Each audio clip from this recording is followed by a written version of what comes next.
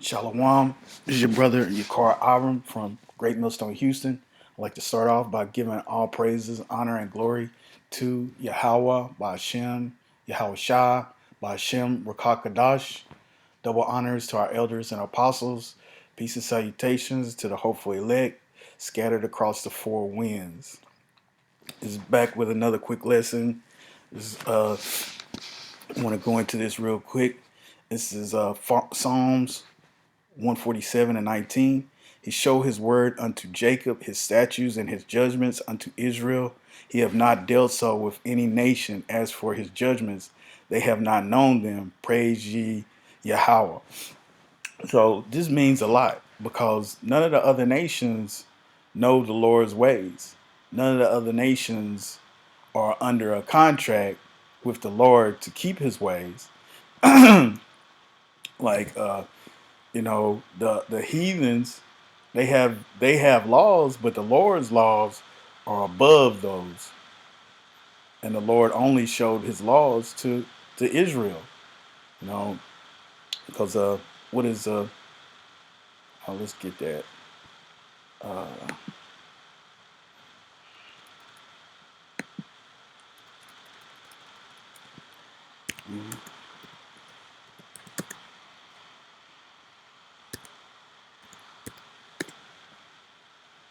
1 John 3 and 4. Whosoever committeth sin transgresseth also the law, for sin is the transgression of the law. So sin is transgression of the law. So the law was only given to Israel. So whenever, you know,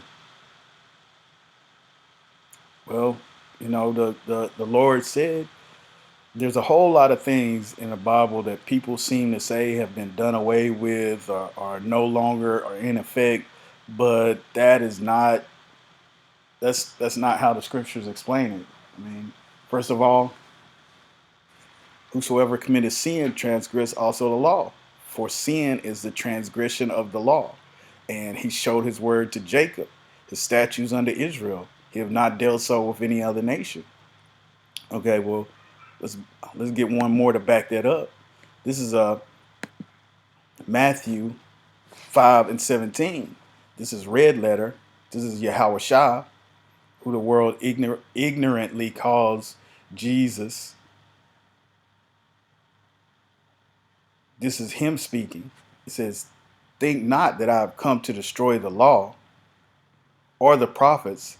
I am not come to destroy, but to fulfill.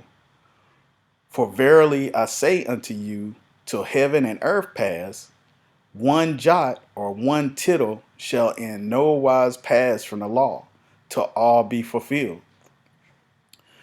Whosoever therefore shall break one of these least commandments, and shall teach men so, he shall be called least in the kingdom of heaven. But whosoever shall do and teach them, the same shall be called great in the kingdom of heaven. So the Lord is saying, hey, the law is still in effect, and sin is transgression of the law.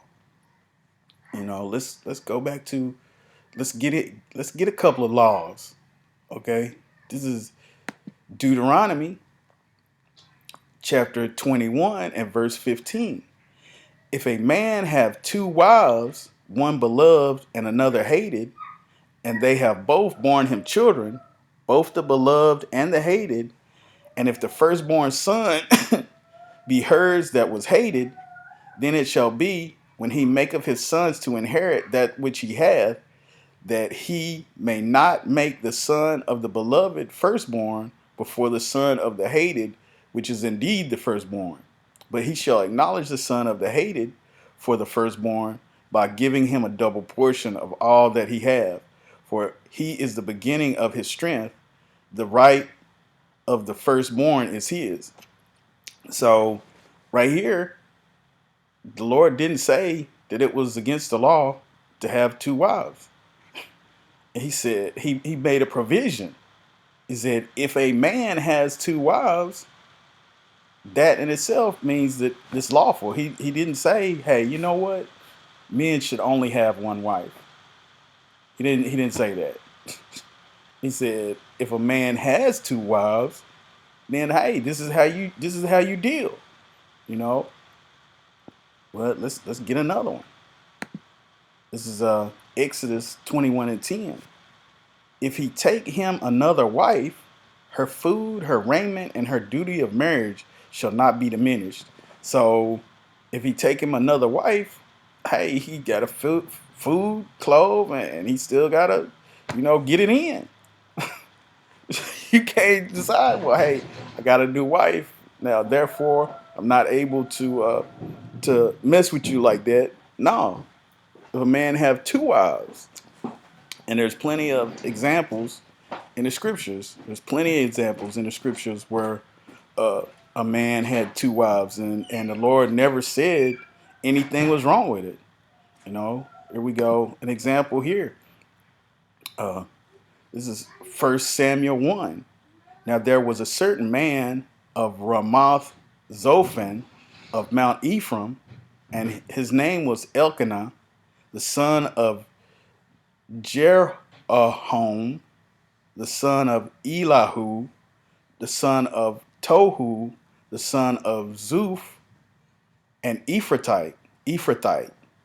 And he had two wives. The name of one was Hannah, and the name of the other Peninnah. And Peninnah had children, but Hannah had no children. So that's an example of a man having multiple wives, and the Lord didn't say, hey, nah, you're only supposed to have one. That's in the law. The law says it's perfectly legal for a man to have multiple wives. I mean, the Lord said that David was a man after his own heart, and David had many wives. David had many wives. Who the world, you know, King Solomon had what 700 wives and 300 concubines. I mean, and the Lord gave him more wisdom than any man on earth. Also, the in Isaiah, Isaiah, it brings up this subject as well. It says, "In that day, 7 women shall take hold of one man, saying, we will eat our own bread and wear our own apparel. Only let us be called by thy name to take away our reproach."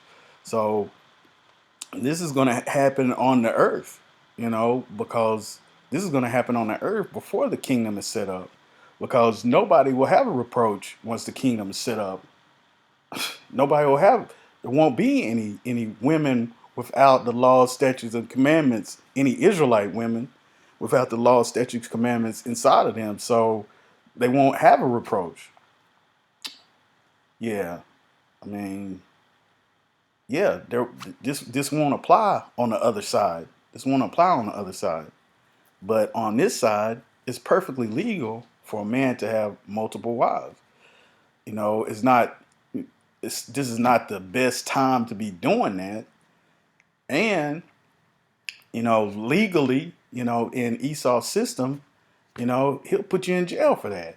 But he'll let a man marry a man and a female marry a female.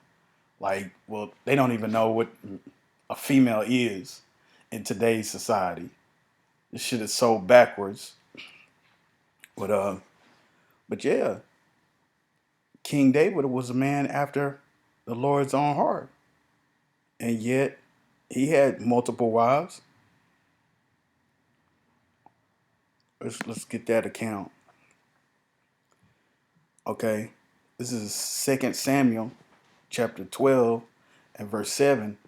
And Nathan said to David, "Thou art the man. Thus saith the Lord Yahweh Shem Yahushua, God of Israel. I anointed thee king over Israel, and I delivered thee out of the hand of Saul. I gave thee thy master's house and thy master's wives into thy bosom, and gave thee the house of Israel and of Judah. And if it had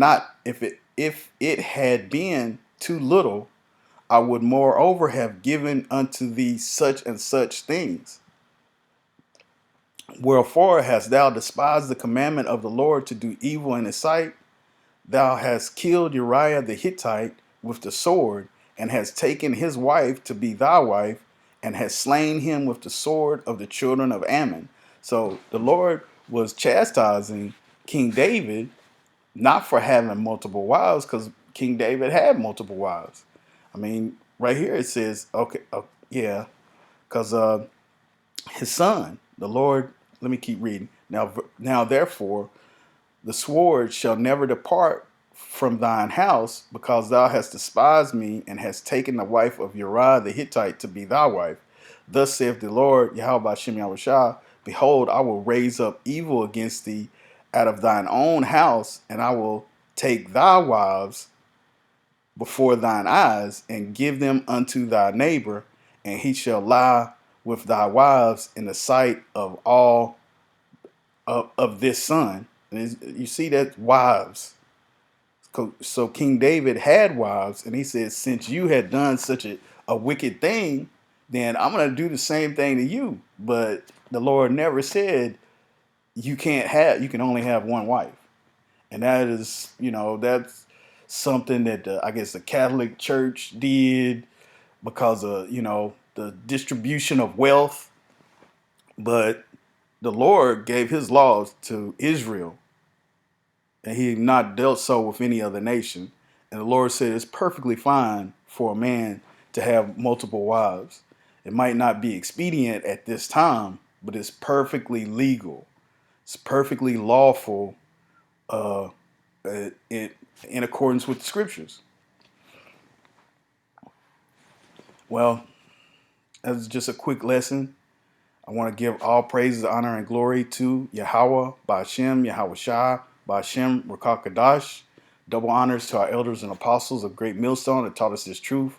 Peace and salutations to the hopeful elect, to the 144,000 scattered across the four winds. Hopefully this lesson was edifying. Hey, you know, don't let the left hand know what the right hand's doing. Shalom.